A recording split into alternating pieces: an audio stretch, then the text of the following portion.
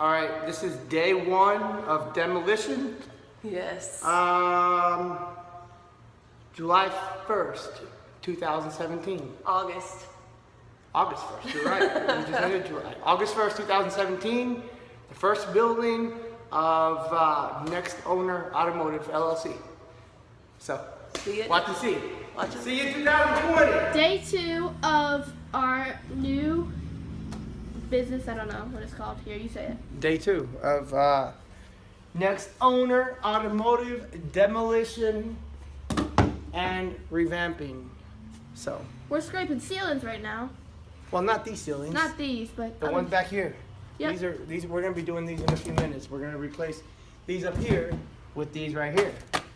Oh, can I help you do that? You can help with just about everything. Come on. All right.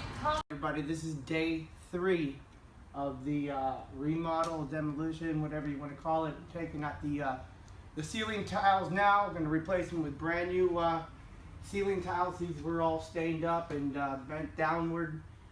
This is what we're going to consider the showroom.